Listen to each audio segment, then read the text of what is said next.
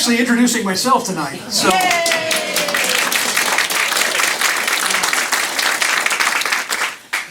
Well, fantastic. We're glad that you all came to join us here tonight for this program. The Civil War comes to New Smyrna. And just a little bit of background on this presentation. This presentation actually started off as a program I started researching for our local Daughters of the American Revolution chapter, which is named after Jane Sheldon. And so they got with me 2-3 years ago and said, hey, our chapter's named after Jane. Can you do some research on Jane? And we want to learn more about her and more about her life. And through the course of that research, I realized that there was really a bigger story embedded in Jane and John Sheldon's story, and it plays out during the Civil War. I mean, their story is much larger than just the Civil War, but it's a really interesting snapshot in time for their lives that basically tells the story also of what was going on here in New Smyrna at the time that the Civil War actually started. A quick disclaimer also. We're going to share some letters with you tonight. The letter that Jane Sheldon wrote to one of her son's friends. We're going to share a couple of letters that Jane's son wrote back to her while he was serving in the Confederate forces during the Civil War. There's language in these letters that I wouldn't use today. No one's going to be shocked. I don't think anybody's jaw's going to hit the floor. But just as a disclaimer, we didn't clean these letters up for you. We left them the way that the people who penned them wrote them, so that they're correct for the way they were written at that time. Some reference materials that were used as I did research on this. The Sweet collection, which is in our reference library here at the New Smyrna Museum of History. One of our founding members, Larry Sweet, had done extensive genealogy work on some of his family ancestors, primarily John and Jane Sheldon. So a lot of this initial research came from his research and stuff that we have on hand, stuff that was shared with us from the Beaches Historical Society up in Jacksonville, and some components with our own library system. Kim Dulce helped us out with some of this. And then also from a book that was produced by the Halifax Historical Society, first printed back in 1987 when Harold Cardwell was the president there at the Halifax Historical Society. They did a 4-day symposium on the Civil War and its impacts here in Volusia County in 1987. And so this publication that we did breaks down element by element, naval activity, what happened here in New Smyrna.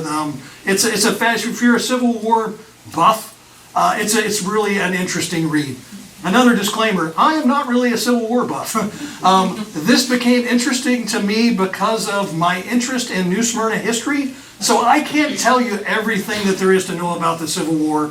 A little bit more, hopefully, about what was going on here in New Smyrna as a result of the Civil War. Now, a snapshot of where we're at in April of 1861. Volusia County is a relatively young county, and there's only 4 settlements in the entire county. New Smyrna is the biggest, right up here where we are now. Sand Point, which was right down near the Haulover Canal, that's an approximate location on Sand Point. Enterprise, which is Deltona today, right there on the north shore of Lake Monroe. And then a small settlement called Volusia that still shows up on a map. It's right there. You're in Volusia right before you drive over the bridge to go into Astor on State Road 40, going out towards the Ocala National Park there. John and Jane Sheldon have moved and settled to this area. They had come here in 1835, and their lives got caught up in the Second Seminole War, and they fled along with everyone else from New Smyrna at that point in time.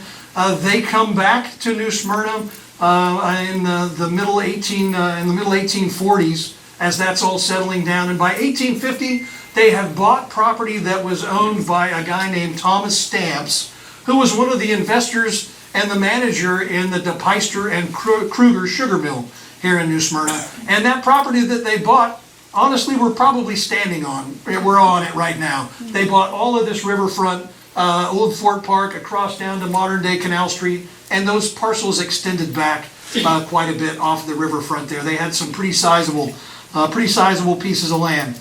They were able to do that because during the Seminole Indian War, John acted as a guide for U.S. forces here in the state of Florida. And he was actually paid quite well. Just as a reference, if you signed up and enlisted to be a soldier in the Second Seminole Indian War, you made $6 a month.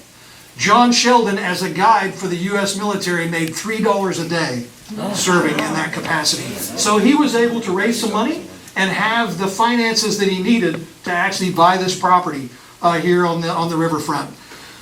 As they moved back up here into New Smyrna, by I think 1853, Jane has had her last 2 kids here in New Smyrna. At that point in time, she had had 10 children in the previous 21 years. Tensions with native people here in Florida had subsided. Most of them had been driven down into the Everglades by then or moved west on the Trail of Tears to the vacation wonderland of Oklahoma. Work is completed on the Sheldon Hotel in 1859. John worked on it for quite a few years. There's an artist's rendering of that hotel there on the screen. We don't have any actual pictures of that first hotel. It served as somewhat of a pioneer settlement.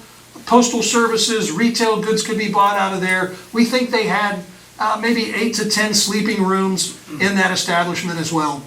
And it's completed in 1855. Other prominent structures that were here in New Smyrna at the time, besides the Sheldon Hotel, was Ora Carpenter's Tavern, which was right next door, probably roughly where the Brick County building sits, right here directly to the east of us. They had sold some land to Ora Carpenter. He had put a tavern in there.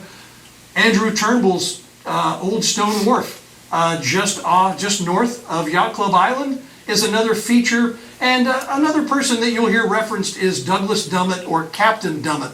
Captain Dummett's place was just north and east of Calalissa Creek, just off of, just on our peninsula. Right there is where his homestead was actually at.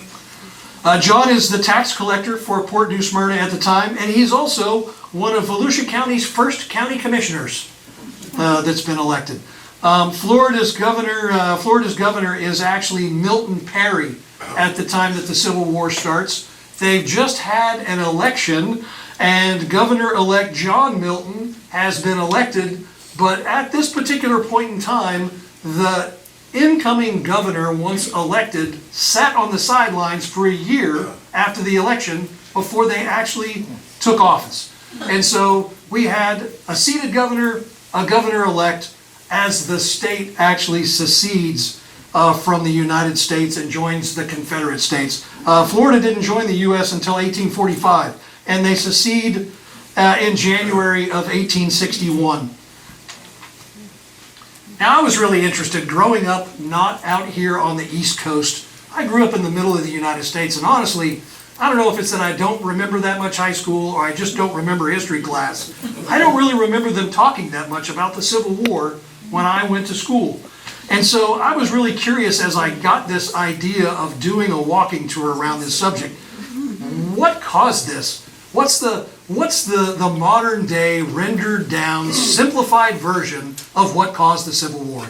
And when you do a simple Google search, it says during the antebellum period, 1824 to 1860, plantation agriculture, the cotton industry, as well as westward expansion, contribute to growing conversations around class difference, land, and slavery that eventually lead to the Civil War. And that's probably about as simplified as it really gets. Now, Governor Perry starts making key decisions right away when Florida secedes. There's already militias in the state of Florida that have been serving. They start releasing those militias to the Confederate Army. Decisions are starting to be made as to how troops will be turned over. And our incoming governor, John Milton, is not thrilled about the depletion of troops here in Florida because he's worried that Florida is going to be left without enough able-bodied men to actually protect it as the Civil War continues and advances. Commerce is impacted, of course, even though a lot of people in the state really celebrate the beginning of the Civil War. They celebrate the young troops that are headed off to war. Things start shifting quite rapidly. Commerce is disrupted. Postal services are canceled through the U.S. Postal Service, and immediately people have to start figuring out how they're going to make life work without the conveniences that they've had previously. And in addition to that, the Sequestration Act, that's a really big word.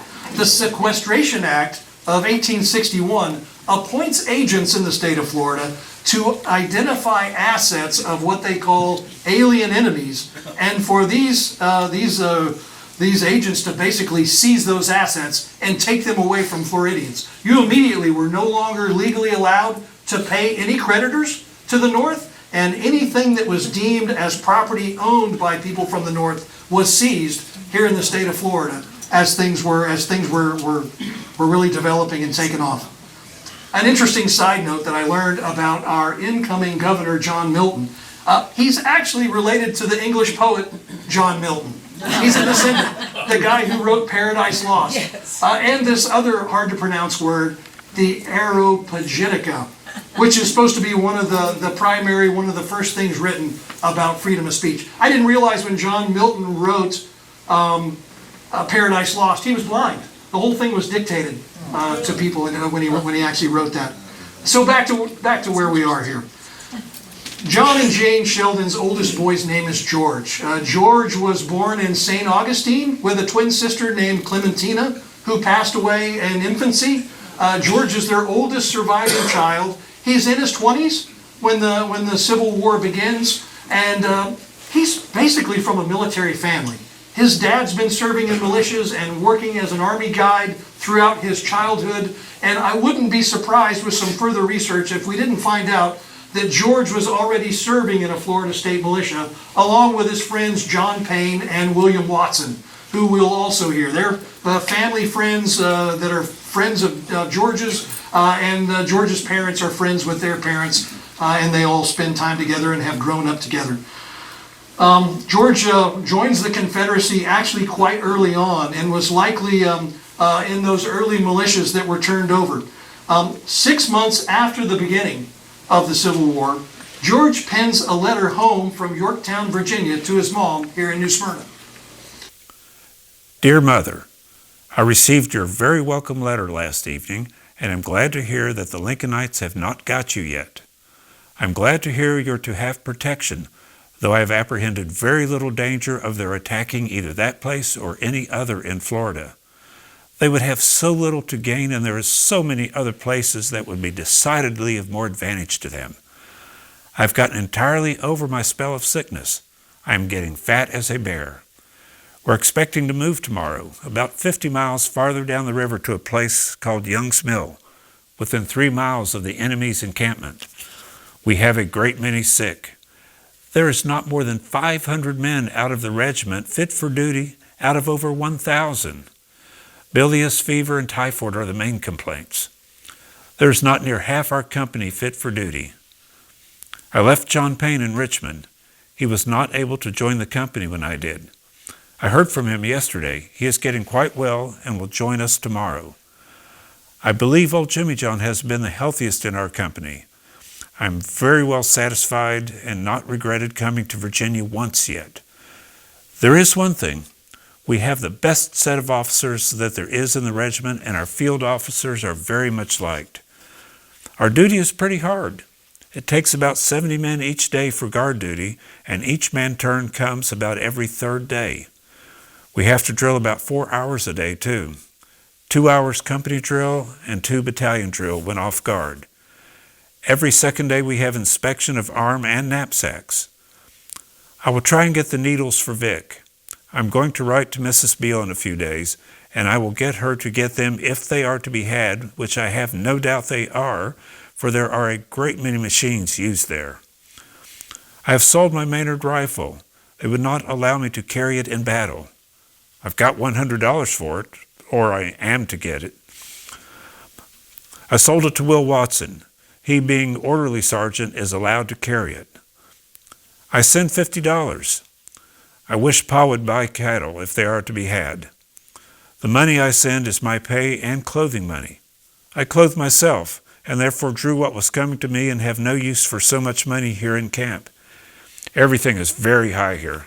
higher than ever seen before. You never mention Captain Dummett's name in any of your letters.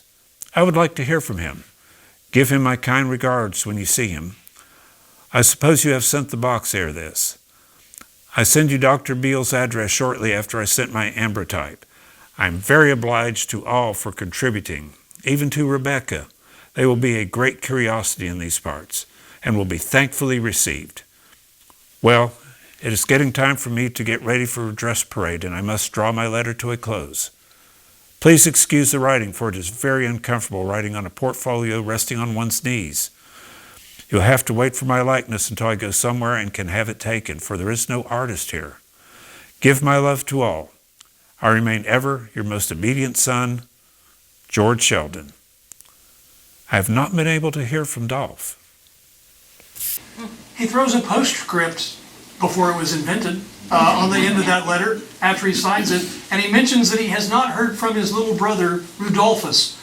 Dolph was actually away at school in Massachusetts when the Civil War started, and as the Union Navy started to close off ship traffic along the eastern seaboard, he's having a hard time getting home. And the family's trying to figure out how to get Rudolphus back to New Smyrna from Massachusetts.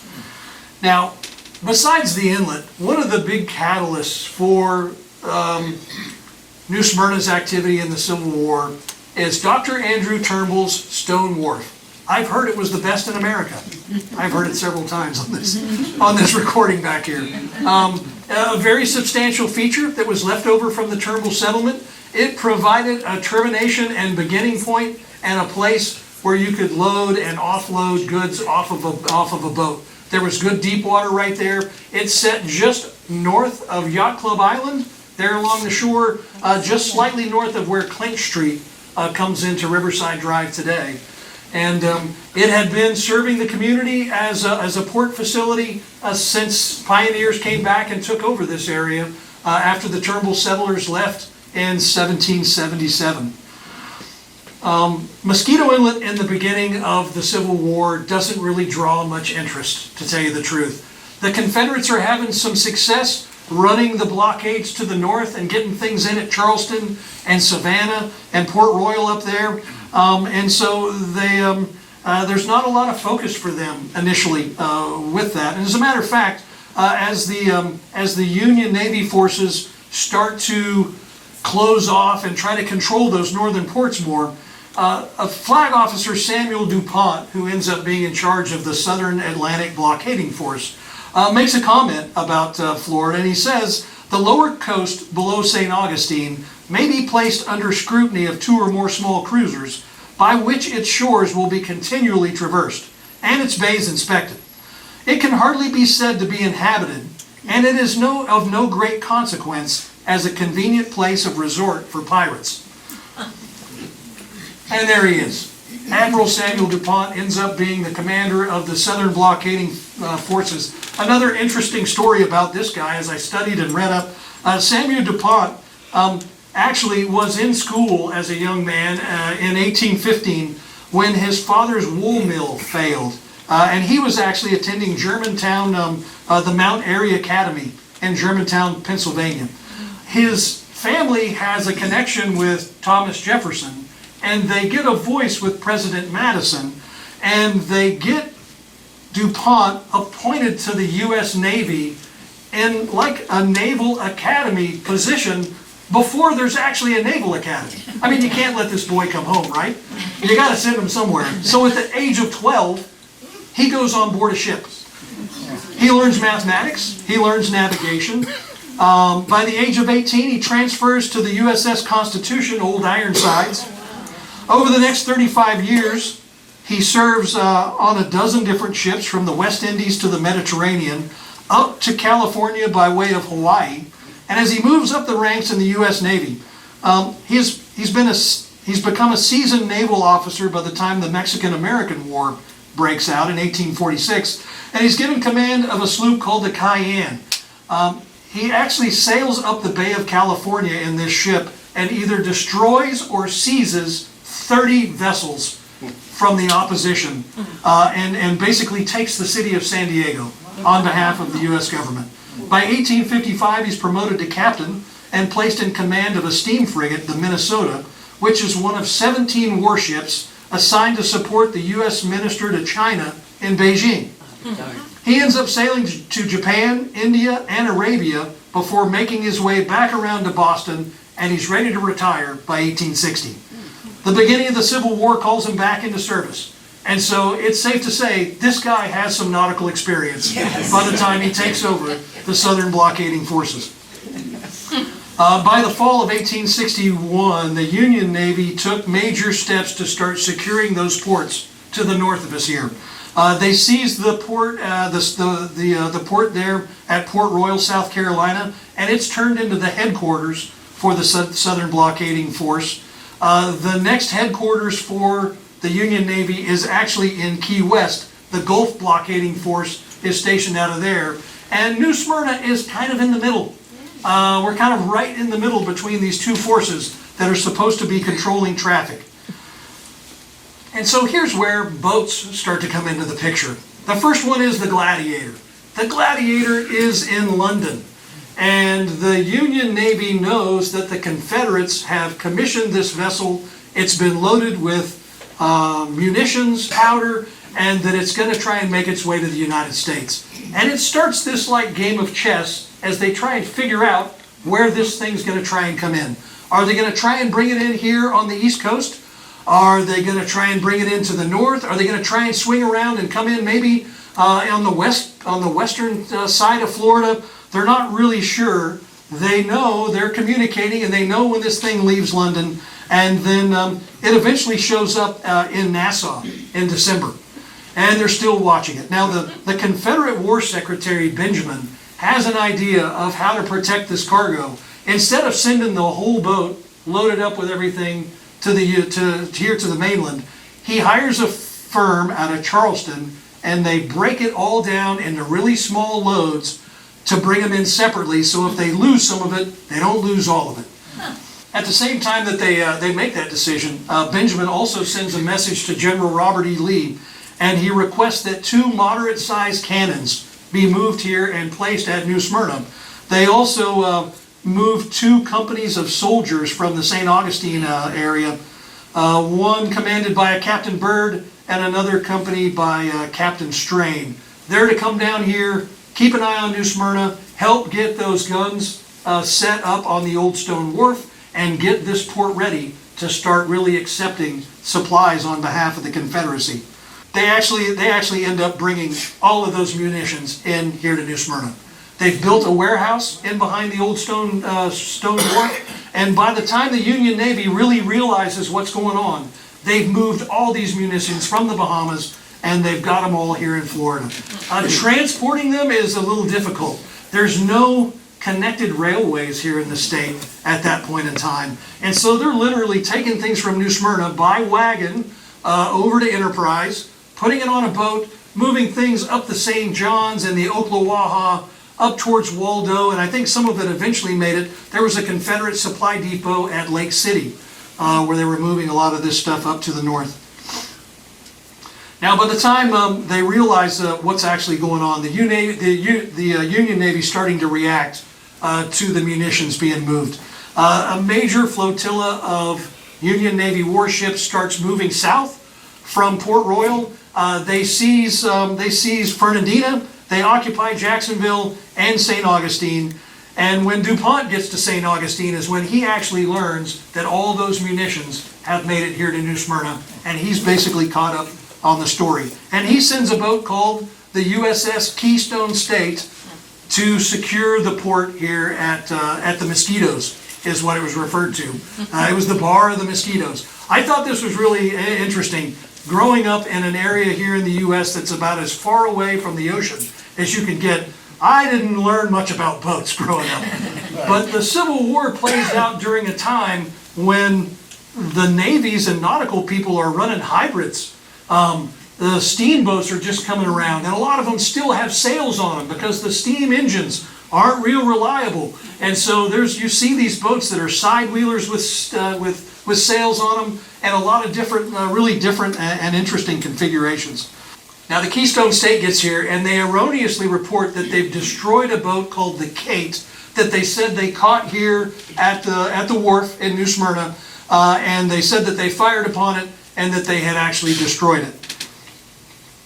It remains offshore. It's too deep of a draft boat to actually come up into through the inlet and into the waterway. Most of these boats that were watching the inlet set right out there by the lighthouse offshore, because that's as far in as they could actually get because of how deep the water was. Now on March 20th, the Penguin relieves the Keystone State and takes over blockading the bar at the Mosquito. And the Penguin is captained by Thomas Budd. He had participated in capturing Port Royal. The other boat that's brought down is called the Henry Andrew, and it's described as a shallow water barge that's been reconfigured to be a warship because they needed something that could run shallow and get into some of these shallower areas. The Henry Andrews is actually captained by an acting master, Samuel Mather, who's described as an old-fashioned Yankee commander that used to sail clipper ships out of Boston before he joins the Union Navy. Now the Penguin stays out at the mouth of the inlet. The Henry Andrews is brought up into the inlet, probably between here and the river view, right along in there, so they can keep an eye on everything. The commanders of the ships are told to watch out for that boat, the Kate. They're trying to figure out where the Kate went. The Keystone said that they had destroyed that boat. But they're looking for that boat, and also they tell them to keep watch on a huge stockpile of timber that has been contracted to be gathered on behalf of the U.S. government to build ships, and it's all piled on the riverside in what was called Ponce Park at that point in time. And it's all just piled up there, waiting for a U.S. transport ship to come and pick it up and move it north so that they can use it. And these guys are all put in charge of keeping an eye on this stuff. Here's a picture of the Penguin. Now, Bud was not new to the Penguin. He's the captain of the Penguin by the time it gets here. But Bud had actually served on the Penguin during the United States Exploring Expedition, or what was also called the Wilkes Expedition of 1838 to 1842. The expedition was actually an exploring and surveying expedition of the Pacific Ocean and surrounding lands conducted by the United States. The expedition was of major importance to the growth of science here in the U.S., in particular, the then really young field of oceanography. During the event, armed conflict between Pacific Islanders and the expedition was quite common. There were Islanders, natives that were killed, as well as a few Americans that were killed along the way. The Wilkes expedition ends up playing a major role in the development of 19th century science, particularly in the growth of the American scientific establishment. And many of the species and other items found by the expedition helped form the basis of the collection at the newly formed Smithsonian Institute in Washington. So once the two boats are actually set up in the river, it's said that a black man jumped in the river and swam out to the Henry Andrews, boarded the boat, and started telling the men on board about Confederate activities and what was going on here in New Smyrna.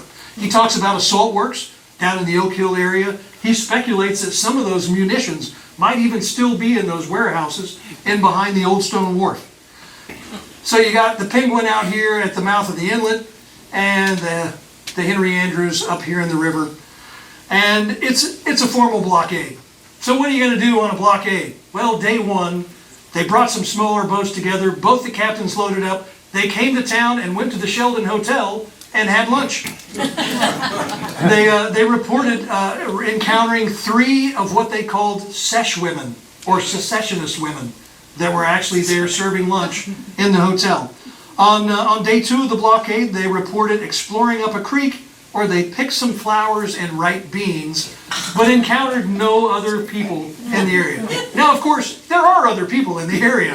There's at least 2 companies of Confederate soldiers down here that are keeping an eye on all this stuff and starting to do work on the wharf. So on day 3, they put together a bit of an expedition to go do some exploring further south on the river.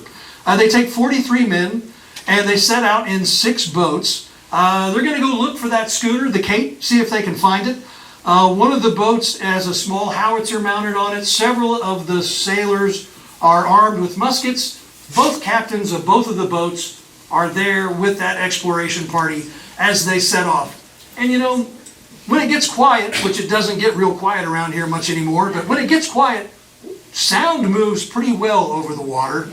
And when Captain Byrd and his men that morning were there at the Old Stone Wharf, working on setting up that gun emplacement, I'm sure they heard these 43 guys loading up in this boat and setting off to go exploring. And so Captain Byrd orders all of his men to duck down behind the mangroves. He says, all you guys men hide. He goes, nobody fires a shot unless I draw my pistol and shoot first. He doesn't want any surprises or anybody else initiating a conflict besides himself.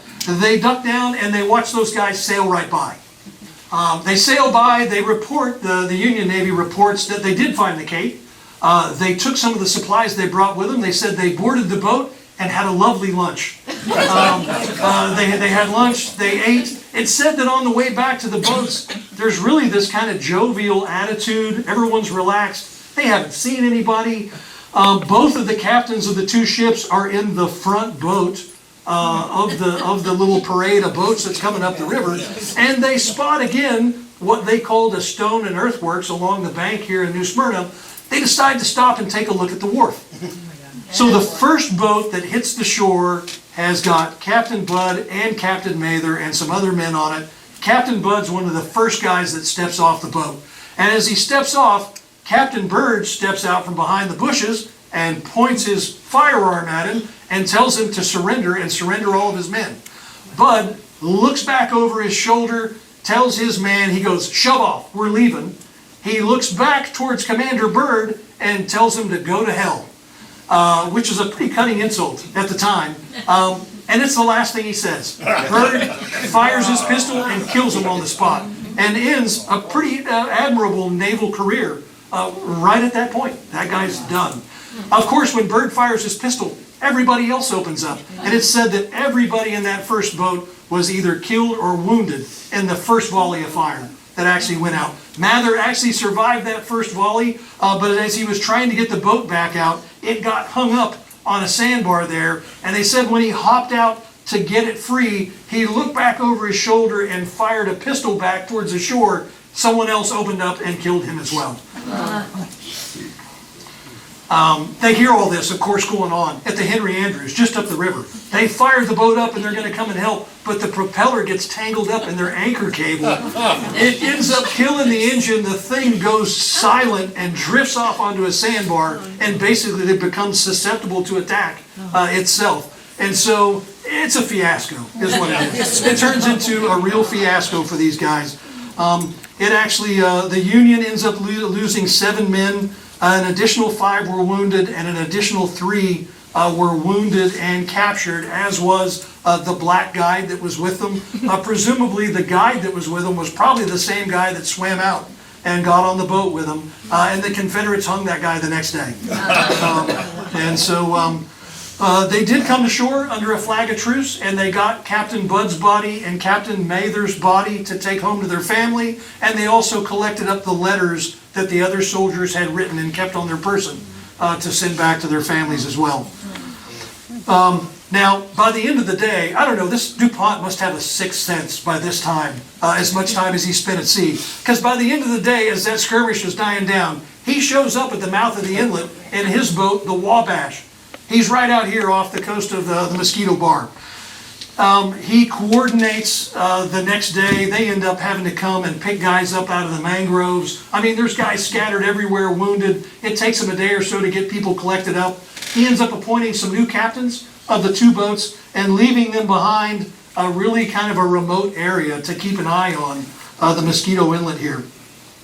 Now in April, a supply ship shows up to restock those 2 vessels. The Henry Andrews, eager to resupply, starts its motors and heads to the inlet and gets grounded on a sandbar again. And they're stuck. And so it takes them 3 days to get this boat unstuck. And so as they're trying to get it free and working, they notice smoke rising to the north. And by the time they get that boat free and go up and explore, all that timber that had been left up there for the U.S. government had been set on fire, and burned out. And as they went to check on it, they got fired upon too, they said, by several dozen troops that were there along the river that engaged them in fire as they moved up there. Once they lose the timber, DuPont decides that he really doesn't need 2 boats here anymore. He just needs 1 good boat. I mean, 2 wasn't good enough to begin with. He just needs 1 good boat to keep an eye on the inlet. So he relieves the Henry Andrew and the Penguin with a boat called the Wyandotte. The Wyandotte comes with another kind of an interesting story. It was actually commissioned as a boat called the Western Port. There was a military maneuver here when when President Buchanan was in office in 1858. A U.S. vessel called the Water Witch was sailing up a river into Central America, and as they came into Ascension, the capital of Paraguay, someone from the shore opens fire on the boat, and a helmsman is killed on board. And when Buchanan hears about it, he kind of, I think, overreacts. And he puts together a 19-ship diplomatic mission. And he tells these guys to sail up the river into Ascension and either secure a formal apology and reparations for the family of the helmsman, or to take the capital of Paraguay, one or the other. And it's described as military historians as a military bluff that was pulled off with great execution, basically. And there are historians today that kind of speculate that Buchanan might have done it as a distraction for other political reasons or whatever. But they do come back to the U.S. They decommission the Western Port, and 2 days later the U.S. government buys it, and they recommission it as the Wyandotte, and it ends up here off the coast of Mosquito Bar, keeping an eye on New Smyrna. And actually, while it's there, it reports very little activity. After that initial skirmish at the old stone wharf, things die down for a period of time. And it's then that John decides things have settled down enough that he can get Rudolphus home. And they send a letter to Massachusetts, and he instructs Rudolphus to come and meet him in Nassau, out in the Bahamas. John goes out to the Bahamas, probably on a blockade runner, to tell you the truth. He goes out to the Bahamas. He's waiting on Rudolphus to arrive. He doesn't arrive. They get their wires crossed. John starts to get antsy because he's left Jane and the kids here in New Smyrna by themselves. And he finally gives up. He gets on a boat to come home. He contracts yellow fever and he dies just a few days away from Nassau. And John's actually buried on the island of Bimini, just off of Fort Lauderdale, not too many miles out there. They never got him home. The inlet is basically left unguarded at that point. The remaining fall, they moved the Wyandotte out of here. The remaining fall in the early winter months of 1863, and during that time, Rudolphus is able to actually make it back home here to New Smyrna. It's been 1 year and 5 months since we last heard from George writing to his mother Jane. His letter dated March 30th carries a very different tone. He's been in the service for about 2 years now. His demeanor towards the enemy is palpable after months of really difficult conditions. And with John Sheldon's death, George's concern for his family is growing as tensions continue to rise here at Mosquito Inlet. Dear Mother, I received your most welcome letter of the 22nd of February yesterday, and I have hastened to reply. It is the second I have received. One from Vic some 2 weeks ago. I see by the papers the Yankees have been paying you another visit. I am very sorry. I was in hopes they would stay away, and I think they would have stayed away if it hadn't been for those vessels running in there. John Dial arrived here a few days ago. He left there the day after the fight, though he could tell me very little about it. The paper stated they fired 3 shots at the house. He thinks they did not. I look for William back this afternoon. He will give me all the news. I see the enemy have landed a large force of Negro at Jacksonville and also at Palatka. The paper state that General Trapier has had 2 skirmishes with them. I got a letter from Ellen a few days ago. She says they are in a great state of excitement about Lake City. I am very much afraid the settlers will have a great deal of trouble. Just to think the infernal Yankee should arm the Negroes against their masters. I feel mad with myself to think I ever had any love for such a set of thieves and murderers, for such they have proved themselves to be. I shall never bother myself to have them prisoners after what I have seen of them. There is some talk of this brigade going back. I hope it may be so, but I put very little faith in the report. I have put in a bid for both the Indian River and Enterprise mail routes. I'll hear from them in a few days. If I get either of them, I will try and get out of the service. Captain Mosley has promised to do all he can for me. I would like very much to be at home now, for I fear you will have trouble if they ever attempt to land again. They will go there with a large force. There's very little going on here. About 2 weeks ago, the Yankees came across the river some 4 or 5 miles above here, but our forces whipped them back. This brigade was put under marching orders, but the fight was over so quick we did not have camps. Deserters came over every day or two, they report. Thacker's ready to move and will attack as soon as the roads dry up sufficient for him to move his artillery. They are awful wet and muddy now. We have but a very small force here at present to intercept him, though I suppose General Lee will be ready for him whenever he does make the attack. The weather continues to be pretty cold here, though much warmer than it was 2 or 3 weeks ago. I hear we are to have all our tents taken away from us in a few days. I am sorry Burnham sold that boat. I shall hold him to his bargain. I would not have let him have it, but he represented his case in such a way. He said he would be unable to grind his corn unless I did let him have the boat. I think Henry got a good price for his. I do not want to part with mine. That is the one you spoke of. I'm afraid I could not replace her. Has Estes ever paid for the Wide Awake yet? He promised to pay Mr. Loud. And has Holdren paid that bill he owed me yet or not? The $5 you sent me is good. Here, take 5 from what I left and pay yourself.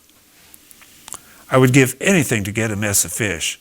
Now I am nearly starved out. We have not had any fresh meat for over a month, and we only get a quarter pound of bacon a day.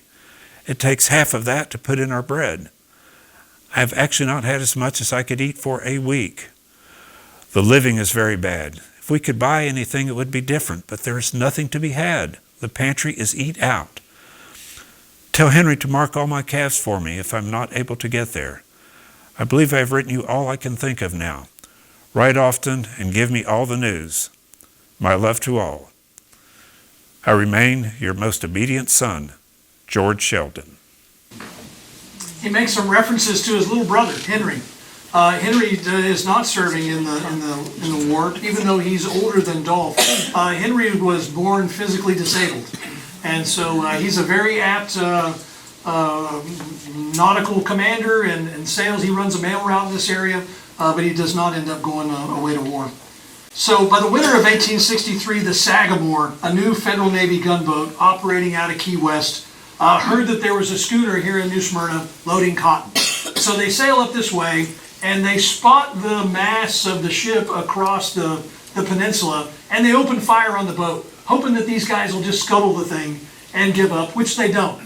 So the next day, they load up in some smaller boats. They come in the inlet, and as they approach that boat, someone sets it on fire, and a bunch of Confederate troops open fire on them and engage them, they say, for about 20-30 minutes before their commander, the Union commander, orders his men onto the burning boat. He wants them to put the fire out and take that boat. But they get on there and they start battling the fire, and they realize that the tide has gone out and the boat's sitting in the bottom of the river, and that boat's not going anywhere anyway. And so they give on it, they give up, they load back up and take off and leave, and they report that that boat was basically destroyed. They left it sitting there on fire. Now things are picking up off the coast of the inlet, and these guys have some real success. The next day, they capture a boat, a schooner called the Charm, that had been loaded with cotton and was presumed to be headed to the Bahamas. As they get it gathered up, they're taking all these boats to Key West, to prize court. They would take them down there, turn them in, and they were auctioned off there in Key West. Intact, as long as they didn't have weapons on them, they auctioned them off with the cargo. And they said a lot of times the people that were down there bidding on them for the people who owned them in the first place. They'd buy them back and put them right back in service as blockade runners. So as they start taking that boat down to the Keys, they capture another boat called the Enterprise. It's also loaded with cotton. And so they're taking them down to the Keys. And once they get to Key West, they discover that another federal gunboat named the Octora has captured this prize blockade running schooner called the Florence Nightingale. And it's already been brought in there to the Keys, and they walk up and look at it, and they realize it's the boat that had been set on fire here in New Smyrna. The Confederates were able to actually put the fire out. Once the tide came in, they got it floated back, they got it out of the inlet, but then they encountered another Union ship, and they end up getting captured anyway. But things are definitely starting to pick up here at the inlet with blockade running activity. Now, about 20 days after George's last letter to his mom, George's good friend William Watson writes Jane a letter. Camp near Fredericksburg, April 18th, 1863. Miss Sheldon, dear friend, I hardly know how to commence this letter, giving as it does the painful intelligence of your son George's death. Miss Reed wrote to camp today, informing us of the sad news. He died on the 15th at Chimbroza Hospital, Richmond, of pneumonia. Miss Reed writes us that he had every attention that was possible to give in such a place, and that she was with him all the time and nursed him to the last. She writes us that George left $100 in her care to be sent to you. Indeed, Miss Sheldon, I can write nothing more at present. This blow has been a severe one to me, he says. In George I have lost my earliest and best friend. Since this was commenced, I have seen a great many of my friends laid low, but none has ever affected me like this. John Payne is quite well, and sends to all of his father's family and kind regards to yours. If there's anything I can do for you, Miss Sheldon, here, please let me know, and I will do it the very best I know how. With kind regards to all, I remain respectfully and sincerely, William B. Watson. Now by then it's the summer of 1863. John Sheldon and Jane's oldest son George have died within a matter of just a handful of months preceding this. Blockade running activity is certainly picking up in the months leading into that summer of 1863. The typical outbound cargo that was leaving New Smyrna headed to the Bahamas: cotton, molasses, turpentine, and tar. The stuff that they caught coming back towards the mainland, a variety of domestic and manufactured items, including needles, belt buckles, fine fabrics, gloves, ribbon, paper, scented soap, butcher knives, matches, buttons, whiskey, coffee, women's cotton hose, pain-killing drugs, and a huge variety of just general daily use items. The most prized item was salt. Salt was a natural preservative for meat, and the Confederate Army was aggressively trying to get all the salt that they could get their hands on. It was so prized that if you were actively making salt and selling it to the Confederacy, you were excluded from military service. You didn't have to go if you were making salt. Now, they were boiling down seawater in these huge metal kettles like we have sitting around the museum here. They could boil it down. They said if you dried the salt completely, it would turn nice and white, but most of it was shipped while still partially wet, and it was kind of a brown, ugly looking color. Now in July, the Federal supply sloop Beauregard sails past Mosquito Inlet, headed south, and they reported seeing 6 different boats sails in here at Port New Smyrna, loading cargo. The captain of the Beauregard ends up down near Jupiter, and he meets up with the Sagamore. The 2 officers in charge of those boats decide that New Smyrna is just too problematic. They're going to bring this place to in the end. They decide they're going to attack and put together a plan to destroy New Smyrna.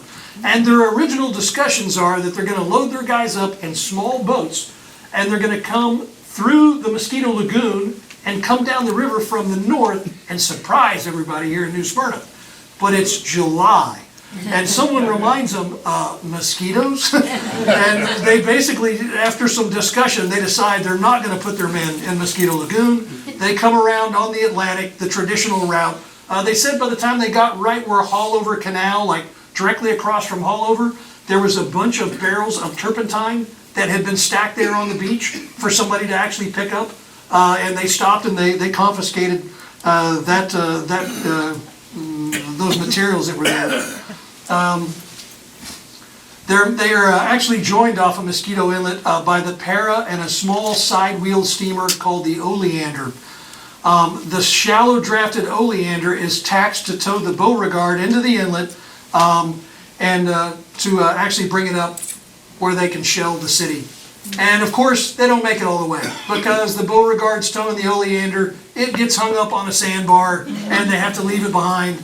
And the one boat comes closer, the other one's a little bit further away. Rudolphus actually wrote a first-hand account. Of course, he was back from school by then. He wrote an account of this attack when he filed for war reparations after the end of the Civil War.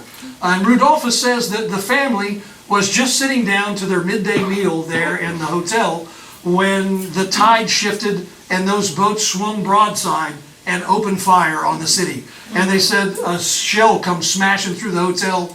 Everybody flees into the woods off to the side. And they're all hiding there in the woods. He said within a short while, one of the heaviest rains that he had ever encountered here in Florida actually sets in on the area. He said the boats stopped firing on the city in the rain, and so he sneaks back up to the house and gathers their food up. They got nothing to eat. And as he's in the house, he said the boats open up again, and a shell comes through and splits the top off the family's piano. He said like it was cut with a knife. He gathers up what food he can carry and flees back out into the woods. The Sheldon family ends up spending the night in the woods. The next morning at daybreak, they have a little bit of food that's left over. They start hiking west to Glencoe, where some other pioneers they meet up with there start helping them build like a palm cabin that they can actually live in.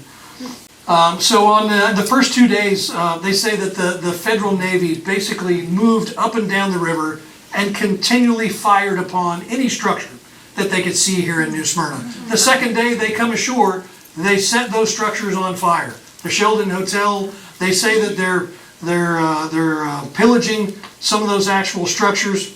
Well, a surgeon by the name of Walter Schofield writes a report. He's a Federal Navy soldier, and he says the Yankee sailors were tormented by mosquitoes. He said that they're having to wrap themselves in blankets on board the ships at night to protect themselves. And he says they came in on the second day. They start stealing stuff out of the houses, but some rebel snipers send them scurrying back to their boats. And then someone set all the cotton that was stored at the old stone wharf on fire and burned it out, so they couldn't get their hands on that. And basically, they kind of really brought an end to the community that was New Smyrna. I would suspect that the old stone wharf was likely destroyed at that point in time. Also, I've never come across any references to the old stone wharf being here after the Civil War. We know where it was. We know where the site was at, but I've never come across any letters or surveys or anything where anyone referenced it still being intact. And really, when you think about it, if you're in charge of the Union Navy boats, wouldn't you destroy that feature if that's where they're bringing everything in and out? I mean, I don't know for sure, but I've always kind of speculated that that's what happened. So by the summer of 1863, New Smyrna as a community has been destroyed by the Union Navy. Continued activities by blockade runners who are now profiting pretty greatly from their actions turned New Smyrna into a place that's just really too unsafe to stay for civilian population just to be. Now, just a few months later, after the destruction of the hotel, in November of 1863, Jane Sheldon writes a letter to George's close friend, John Payne. Dear John, I have just received a letter from you dated last August, almost 3 months old. And while it is no less welcome, you cannot tell how I miss those welcome letters from my darling boy when he always spoke so kindly of you all and gave us all the news. Oh, John, this has been a cruel war for me. It has robbed me of my dear husband, my darling George, and my lovely home in the course of 1 year. I think those miserable home takers will have much to answer for. They commenced shelling us on Sunday, July 26, without giving us the least notice, and drove my daughter's family and myself and family out in the woods without shelter, and it rained upon us for a week until we could make one. I'm now living on the Enterprise Road, 4 miles from my old home. It is now one of the most desolate-looking places you ever saw, nothing left but the chimneys. The orange trees all burnt in front of the house, and I often think of Jess' folks and how fortunate they were in getting away when they did. I've not heard from Jess's mother. She left and then promised me she would write me. If so, I've not received it. Mr. and Mrs. Loud have gone over to the Houston place. His health being poor and my shelter not having fireplaces, they were afraid to risk the cold. Oh, John, how often I think of you, love, in that cold climate with so few comforts. I know the soldier's life a hard one at best. Mr. Lang stayed with me night before last. I never should have known him again. He looked the picture of destitute, no shoes upon his feet, his clothes in rags. He's been seeing hard times and a good deal of sickness. He's gone down to Lake Worth to look after his things. When shall we see an end to this strife? William Watson came over to see me last week, and I think I was never more glad to see anyone than him, and yet it made me feel very sad to see him without my darling boy, as they were always together in Florida. I seldom saw William, but my dear boy was by his side, and to think I shall never behold that dear face again. Oh, John, I find it very hard to give him up. After the death of his father, I'd placed my every hope on him, so soon to be disappointed, and I felt so lonely. Rudolphus is in Captain Stark's camping, and Henry's making salt for me. Henry will write to you. Zelia will commence school again in February. I think I've given you all the news. The children will desire to be remembered to you. From your friend, ever, Jane Shelton. So the blockade off Mosquito Inlet continues, and that boat, the Para, actually stays there off the mouth of the inlet. They do report they have no fresh water. I don't know enough about naval boats to know. Apparently, the ability to make fresh water comes around pretty early, because they say they have no fresh water capacity there, or the ability to make fresh water, so they have to bring it in barrels from the mainland and load it on the boat. And 3 of their sailors end up drowning, just trying to get water onto the boat while they're out there. And the Para is actually one of the side wheel steamers here. The Beauregard, by November 1863, the Norfolk packet has taken the Para's place here at Mosquito Inlet. The Beauregard is actually stationed at that time just south of Cape Canaveral. But it and the Para spot this blockade runner boat called the Linda that's trying to make it into the Bar of the Mosquitoes. And as they're trying to catch this boat, they offload some rowboats, and there's soldiers in the boats actually trying to run this boat down, if you will, by human power. Well, the boat, the Linda, has got the tide advantage and makes it in the inlet and is making its way up towards New Smyrna before they can catch up with it. So the guys from the Beauregard's rowboat ditch their boat on the beach, and they take off on foot across the peninsula, and they actually run this boat down. They catch up with it, and they're set up on the shore and fire, and they do end up actually capturing that boat. The cargo is listed to be 30 bags of salt, a box of cutlery, a box of dry goods, 2 bags of coffee, a barrel of rum, and 40 cases of liquor. And the Linda is sent off to federal prize court to be auctioned off. Now, by May of 1864, a new problem developed for the blockade runners, and it was federal troops that were here in Florida. The feds were handed a disastrous loss at Olustee, but there was enough soldiers left here in the state that they start running exploratory missions east of the St. Johns River. Down the coast.